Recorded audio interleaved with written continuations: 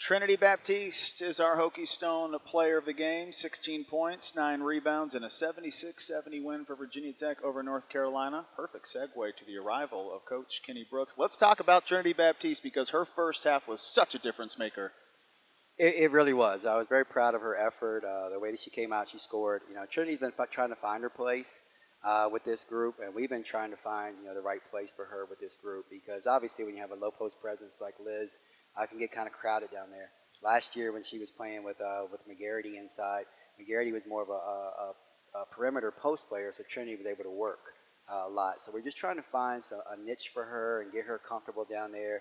Did a really good job when we struggled in the first half. I thought we left a lot of points on the court because we didn't capitalize on some situations. I thought Dara and Asia Shepard were flat in the first half, then they got in foul trouble. So we really had to finish the game with, or even the half with freshmen and at the perimeter. And so Trinity did a really good job of just calming us down, got buckets, timely buckets to really keep us ahead of the game and ahead at halftime. There was a 24-point swing in this game. They're up 6, 4 minutes to play in the first quarter. You established an 18-point lead in the third. We can look at this scoreboard and say, oh, it was a 2-possession game, but they were firing whatever shot was available in the final 15 minutes just to try to get back in it. Well, and they did a really good job. We went up 18, and I thought we had an opportunity to really separate and put the game away. But they did some things to us. They got 2 quick baskets and they cut it to 13 where it was manageable. Then they switched up the defense on us. They went zone. We were a little bit stagnant. They cut the lead down to 3.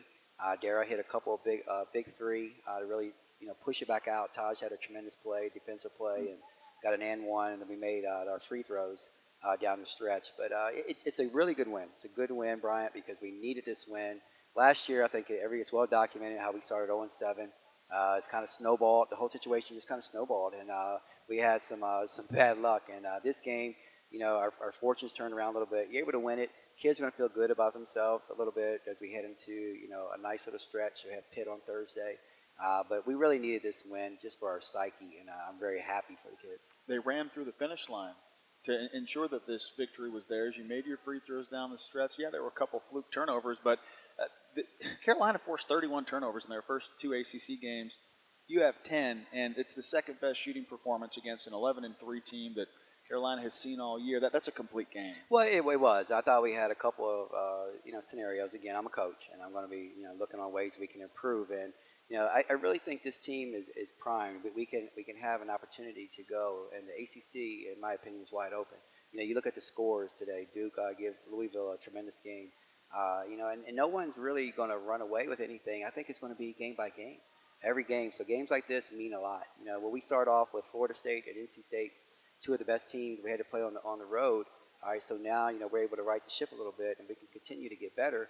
I think we can win basketball games, and that's why we're going to coach them that way. And I think that our kids will respond to it. We just have to learn to get better every time we go out. Perfect world. You want your freshmen and your newcomers to contribute as much as possible early and then have the vets close it. Carolina had 6 players that were in this game in the first half. They tried to get Lee Church and Lexi Duckett and Kennedy Tucker some more playing time late.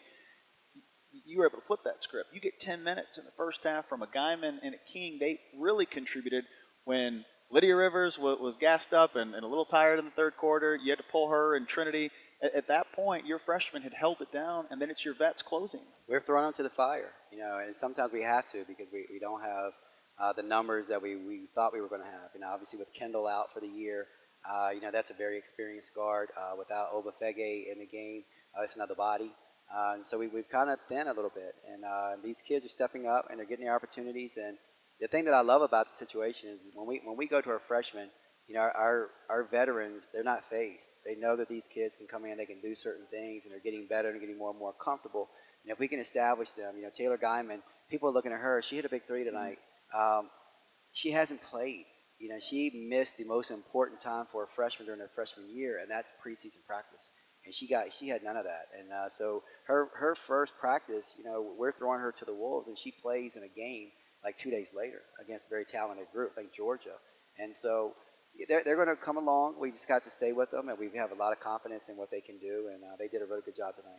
Taylor Coonan has had her way against Virginia Tech in the past. She missed 12 of her 18 shots. What a complete player for Carolina. 15.6 rebounds, 6 assists. But there was a play when Taylor came in.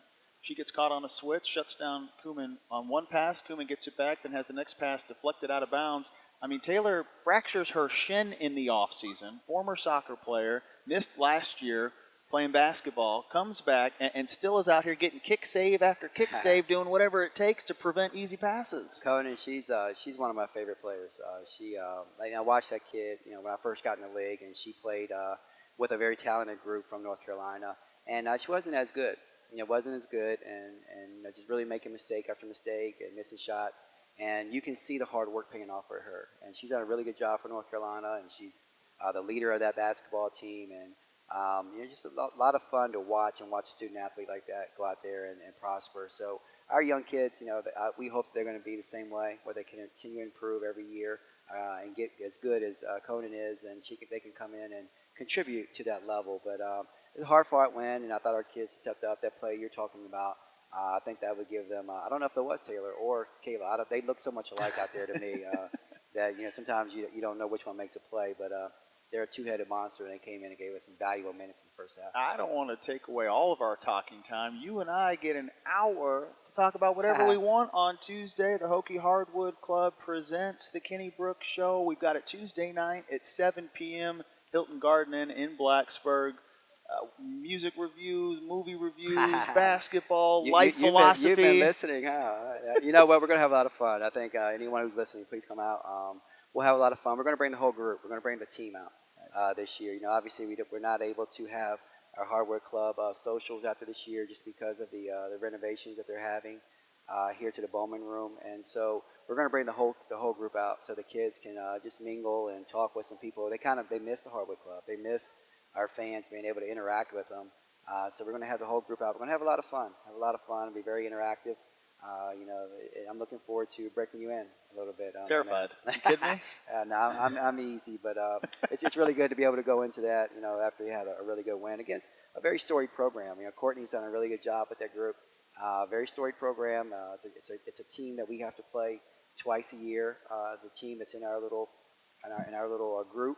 And we recruit against this group, a lot. So it's a really good win for us. 751 wins for Sylvia Hatchell, the 1994 NCAA title, and a team that has made that transition to Courtney Banghart immediately. 11-3 with a close loss to Alabama, close loss to Yale, and then 2 big blowout wins in ACC play. All of that ended this afternoon for Carolina. They lose 76-70 to Virginia Tech. Coach, we'll see you on Tuesday. Thank you very much, Bryant. Kenny Brooks, Virginia Tech women's basketball. We've got Coach Brooks' show Tuesday night at 7, and then we're back at it Thursday, Pitt and Virginia Tech, 7 p.m. right here on Learfield IMG College. For Morgan Jones, my name is Bryant Johnson. We'll do it again. Hokie Hoops coming back at you on Tuesday and Thursday this week with Coach Brooks' show on Tuesday, and then Pitt and Virginia Tech on Thursday. Hokies 11-3, 1-2 in the ACC following a 76-70 win over Carolina.